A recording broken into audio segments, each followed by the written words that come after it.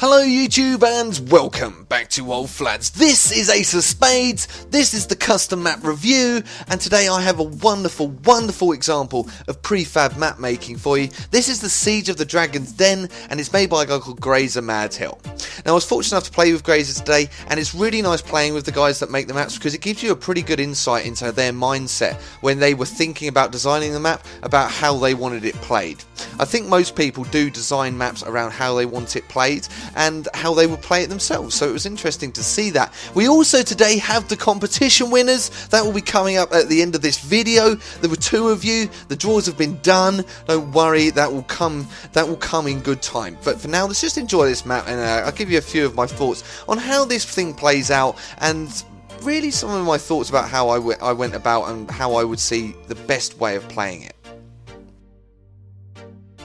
The spawns at both ends of this map offer an incredible amount of security for when you actually come into the game, and I think that's a very important thing when you are looking at map making, and this has been done very well here. Obviously the greens start inside the citadel, which is the Dragon's Den, so that's got a big wall around it. You also tend to start right at the top of the tower that's in there as well. That's another very important thing because although it's a bit of a nuisance getting down because you do have to jump off or failing that run down the entire staircase, it does mean that you are very safe, and it does mean that you can move left, right, or centrally from the get-go. Another very important thing. The blues, on the other hand, they have the mangroves, and what this does, this offers even more sort of not only protection but roots out. There are so many holes in there that you could literally keep going in any direction you want and break out and cause a surprise attack. That's a really important element. The key locations for this map are largely determined, to be perfectly honest, by whatever game mode you're playing. It is best to try and get to know various parts of it, and that's why I suggest playing multi-hill on it first. That will give you a good idea about, for example, the pirate ships, how you can use them for cover, how you can use the dragons for cover, how you can get into the mangroves and actually use that to get around the back. Because when you get into CTF, then you're really going to have to know how and where things are placed. For example, do you know where the intel is on the green team? I know that it is now at the top of a green dragon, which is very difficult to get. I also know that it's at the back of the middle boat at the blue spawn as well. These are sort of important factors that you need to get to know because they are going to be the main traffic areas as well within this map. Very exciting, very fast-paced areas. The various routes you're going to want to take are largely dominated by the mangroves, which are on the right hand side if you are blue and on the left hand side if you are green. They offer the smallest amount of open space you're going to want to travel through. As you can see here from the blues, I've in fact come up the left hand side because it was the least populated area and just made myself a set of steps, gone up in behind. This was during CTF and I'm playing as a deuce here.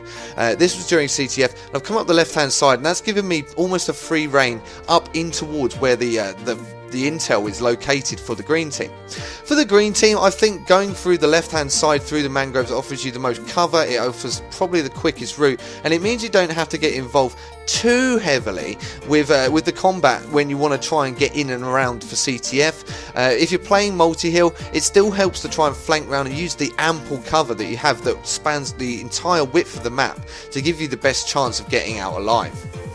Okay, so let's move on to the scores. I'm going to rattle through these fairly quickly, to be honest, because it does mean that you guys have something to talk about, and I've also got to do the competition winners as well. Okay, so for aesthetics, I'm going to give it a 9 out of 10, I think, for aesthetics. There wasn't a lot in the middle of the map, other than the fact that it looked great.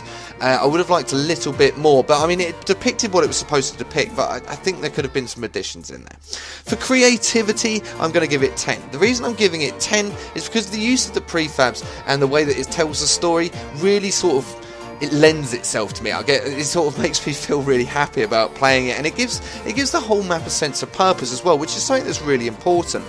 Usage of map, you will use all the map. It is probably one of the best maps I've ever seen made for how much of it you actually have to use, and that's a testament to the guy that made it, because that means that he's looked at the map, he's looked at the way it's going to be played, and it spans the whole area.